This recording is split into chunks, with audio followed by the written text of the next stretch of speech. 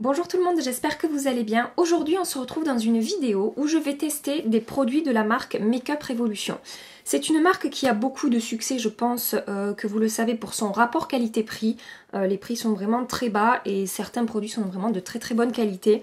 Et je n'avais testé jusque-là que très peu de produits de la marque. Et donc du coup j'ai passé une commande sur le site de Maquilalia et le site de Revolution Beauty et j'ai commandé de quoi me faire quasiment un make-up complet avec des produits de chez Makeup Revolution. J'ai donc reçu mes deux commandes dans la semaine. La plupart des produits, je ne les ai pas du tout testés, donc on va découvrir ça ensemble. Juste avant de passer à l'application du make-up, si vous avez aimé cette vidéo, pensez à la liker. Je vous dis, ça fait toujours super plaisir de voir vos likes. Et pensez à vous abonner à ma chaîne si ce n'est pas encore fait en cliquant sur le petit bouton s'abonner qui s'affiche en dessous de ma vidéo.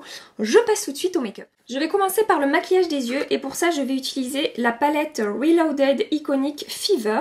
Je l'ai payé 4,99 €. Sachez qu'il existe plusieurs palettes dans cette gamme-là avec des teintes différentes. Voilà, moi j'ai pris des teintes que j'aime et qui me correspondent. Dans la description, ils nous disent une variété de nuances mates et chatoyantes, des nuances de fard à paupières très pigmentées, durables, lisses et fondantes qui vous garderont tendance toute la journée. Je vais rapidement vous faire les swatchs de la palette pour que vous puissiez voir un petit peu ce que ça donne au niveau de la pigmentation. Je vais d'abord vous en faire 2 ou 3 en direct, que vous puissiez voir un petit peu ce que ça donne. Donc j'ai pris 2 mat et un irisé et vous voyez, la pigmentation est vraiment bonne et les fards sont vraiment jolis, pas trop poudreux. Donc voilà pour les swatchs. Alors la qualité des fards métalliques est vraiment superbe, franchement il n'y a rien à dire, la pigmentation est très bonne, ils sont hyper crémeux, ils ne sont pas poudreux.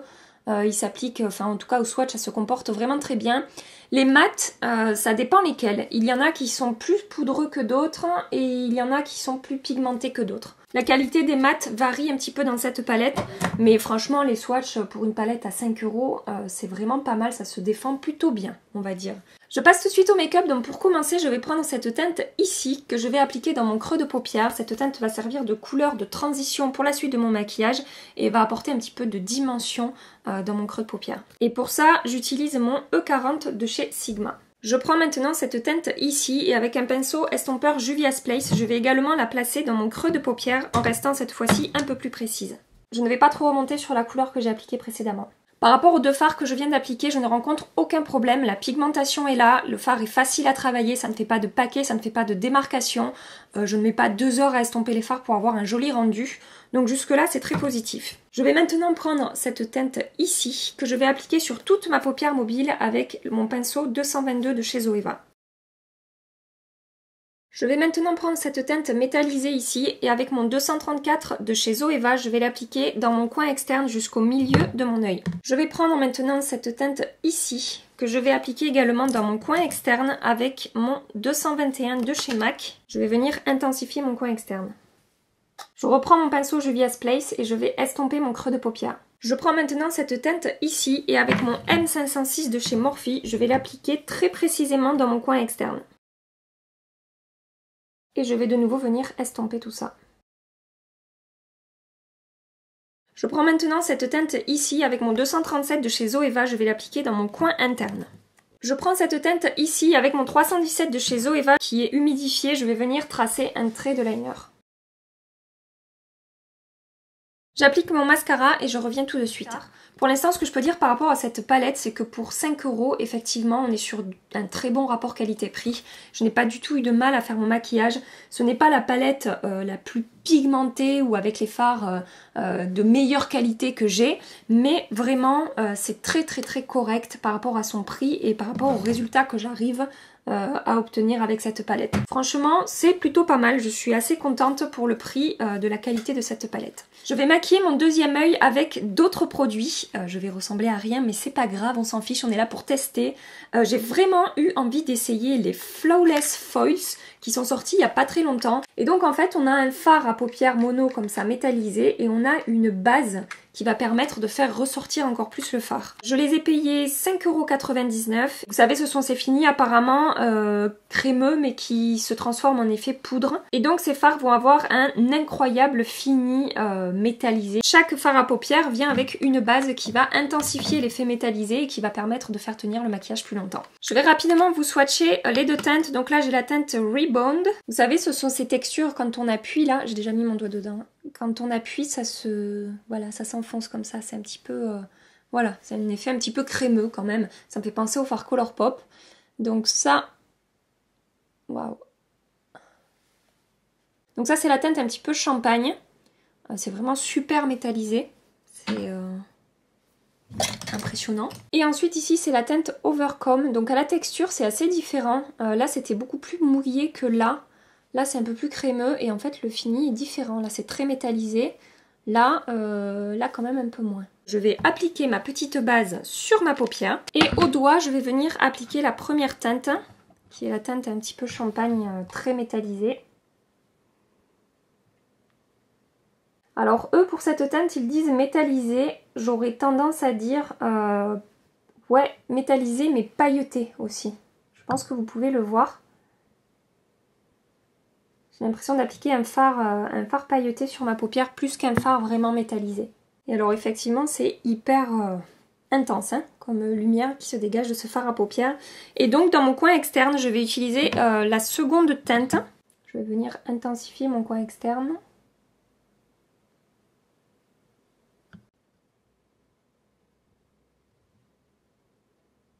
Alors ce qui est assez étrange, c'est qu'en se mélangeant en fait à la couleur que j'ai appliquée en dessous, ça modifie un petit peu la couleur du fard.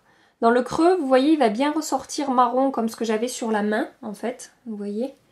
Mais sur le fard métallisé que j'ai appliqué juste avant, ça va ressortir un peu plus bronze, en fait. C'est joli, hein, mais voilà, la couleur a bougé. Après, au niveau de la pigmentation, il n'y a pas de souci, ça ressort très bien. Je vous avoue que je suis pas très fan de ce que j'ai fait, mais bon, c'est pas grave, je vais le laisser comme ça. Je vais même pas appliquer le liner, je vais juste appliquer du mascara. Et on va voir si tout reste en place et si je me retrouve pas avec des paillettes partout dans la journée. Ce qui est bien, c'est que j'ai pas de chute, en fait, des deux côtés. Même là, des paillettes, j'en ai pas sous mon œil, donc vraiment, le fait que ça soit pailleté mais crémeux, voilà, il n'y a pas de souci, ça tombe pas pour l'instant sur mon visage, on verra par la suite dans la journée. Je passe maintenant au teint. Récemment, Makeup Revolution a sorti un fond de teint en stick. Il s'agit du Fast Base Stick. Il coûte 5,99 € et ils nous disent donc que c'est une formule en stick qui se fond bien à la peau, qui est facile à appliquer et qui laisse un fini frais et lumineux. Ils disent d'appliquer soit au doigt, soit à l'éponge, donc je vais faire les deux. La texture est assez crémeuse, c'est pas trop visqueux, vous savez, souvent dans ces fonds de teint en stick, j'ai toujours peur que ce soit trop... Ouais, c'est ça, c'est visqueux, gras en fait. Là, c'est plus crémeux, ça a l'air assez agréable. Je vais appliquer au doigt. Hein. La pigmentation n'est pas mauvaise.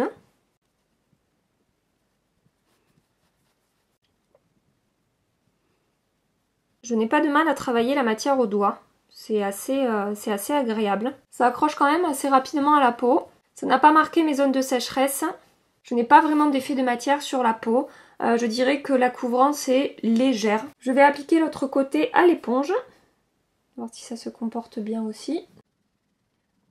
Alors avec l'application à l'éponge, j'ai trouvé que c'était un peu plus compliqué à travailler. J'ai préféré finalement l'appliquer au doigt. Ça a un petit peu marqué mes pores en fait. Avec l'éponge, la matière se coince un peu en fait dans mes pores. Je sais pas comment vous dire, ça se met à l'intérieur. Mais quand je passe au doigt, ensuite, voilà, ça s'enlève. Et au niveau du rendu, effectivement, c'est un fond de teint qui est lumineux, mais pas hyper glowy. Ça renvoie un petit peu de lumière, mais de manière assez naturelle en fait. Et c'est un fond de teint avec un rendu naturel. J'ai pas vraiment d'effet de matière sur la peau. C'est pas le fond de teint le plus imperceptible que j'ai. Mais voilà, ça ne fait pas du tout cakey au moment de l'application et le rendu est plutôt pas mal. Je vais maintenant appliquer mon anti-cerne. Ça, c'est un produit que j'ai déjà appliqué puisque j'avais fait une vidéo à son sujet où je le comparais avec le Shape Tape. C'est un anti-cerne qui coûte 5 €. J'ai déjà fait une vidéo à son sujet. Je vous la mets dans la barrette qui s'affiche ici si vous voulez aller la voir. La couvrance est vraiment bonne. Moi, je trouve qu'il y a un petit peu moins de couvrance que dans mon Shape Tape. Mais c'est quand même très bien. Et sachez que j'ai beaucoup de cernes. Donc je suis très exigeante sur la couvrance. Vraiment au moment de l'application, cet anti-cerne est très beau. C'est après dans la journée qu'il file un tout petit peu dans les plis en fait. Voilà. Et qui va marquer un tout petit peu mon dessous d'œil. Mais vous verrez en fait, je vais vous le remontrer. C'est très léger et c'est vraiment pas une catastrophe quoi. Pour la poudre visage, je n'ai pas de poudre de chez Makeup Revolution, du coup je vais poudrer avec ma Born This Way de chez Too Faced, qui est une poudre que j'aime énormément. Pour ce qui est du contour, j'ai commandé une petite palette qui est apparemment un dupe d'un produit très connu de chez Charlotte Tilbury. Donc là il s'agit du Renaissance Glow poudre bronzante et illuminatrice. Donc ça arrive dans ce joli petit carton. C'est assez mignon. Donc quand on ouvre, on trouve un écrin comme ça, avec marqué Révolution, un petit écrin en velours, et le produit se présente comme ceci. Vous noterez l'effort pour le packaging, et donc à l'intérieur, nous avons un grand miroir, donc ça c'est plutôt pas mal, et les produits, voilà, je pense que vous voyez de quel produit de chez Charlotte Tilbury je parle. Donc nous avons une poudre bronzante contouring plutôt, parce que vous voyez c'est plutôt froid comme teinte, et ensuite on a un highlighter. C'est assez crémeux. Ça se fond bien à la peau, c'est pas cependant hyper pigmenté.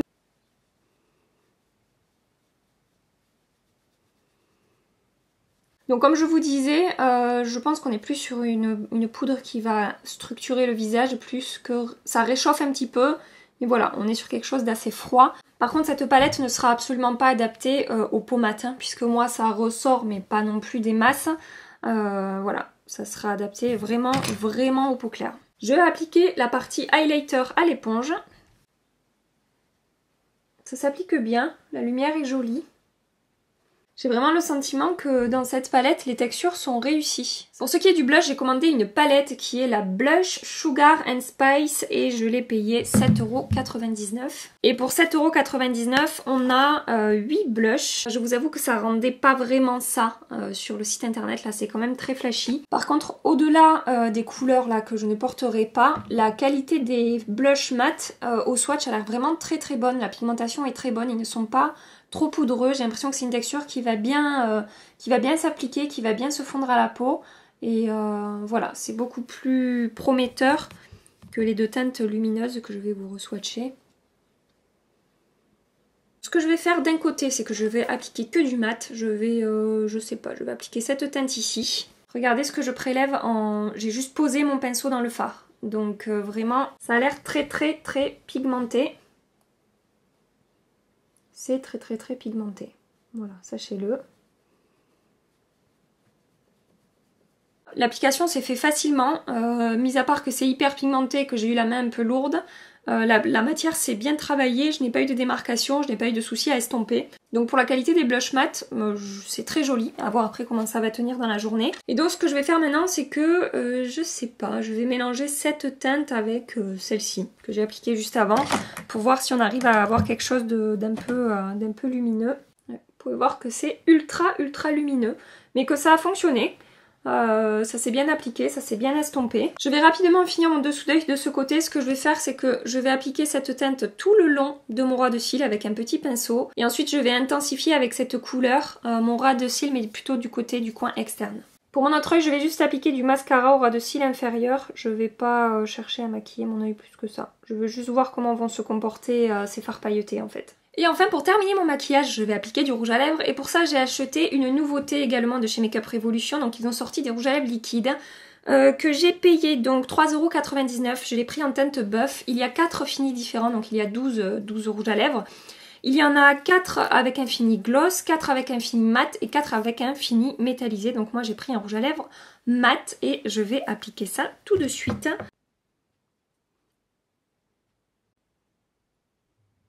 Au niveau de l'application, je vous avoue que j'ai un peu de mal à obtenir un rendu hyper uniforme. C'est pas énormément pigmenté et ça a tendance à marquer un petit peu les plis de mes lèvres. Au final, j'arrive à avoir quelque chose de correct sur les lèvres. Je vais zoomer. Mais voilà, j'ai du mal à l'appliquer, à voir en combien de temps ça va sécher, à voir ce que ça va donner. Même là, c'est toujours pas très uniforme. Hein. J'arrive pas à avoir quelque chose de vraiment d'homogène sur mes lèvres. Le rendu, effectivement, est mat.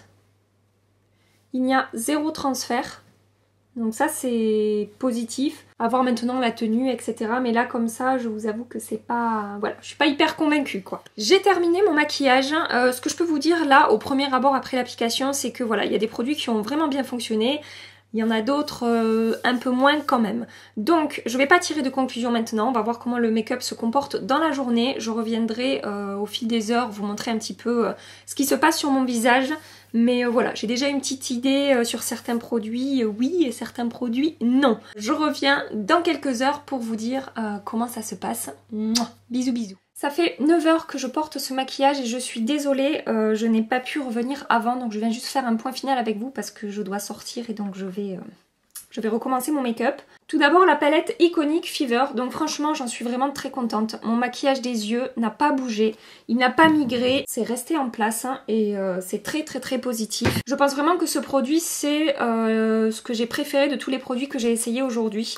Le seul petit hic par rapport à cette palette, je dirais que c'est cette teinte ici, celle que j'ai appliquée dans mon coin interne, qui n'est pas aussi jolie que les autres teintes lumineuses. Toutes les autres teintes, que ce soit les mates ou les lumineux, j'ai rien à dire et la tenue est vraiment très bonne et voilà. Rapport qualité-prix pour 5 €, c'est vraiment une très bonne palette. Pour ce qui est des fards pailletés que j'ai appliqués sur mon autre œil, ça n'a absolument pas bougé non plus. Je vais zoomer. Comme vous pouvez voir, les paillettes n'ont pas transféré dans mon creux de paupière ni quoi que ce soit, tout est resté vraiment en place, donc ça c'est très positif aussi. Ça n'a pas migré dans les plis, ça ne s'est pas décroché, je n'ai pas de chute sur le visage, donc c'est vraiment bien aussi. Pour ce qui est du fond de teint, là par contre je rencontre des problèmes, c'est-à-dire que je commence vraiment à briller sur mon menton ici, et sur le front aussi en fait, vous pouvez le voir. Le fond de teint s'est carrément effacé sur toute cette zone ici. J'ai un effet cakey au-dessus de la lèvre ici, je sais pas si vous pouvez le voir, et un petit peu ici aussi.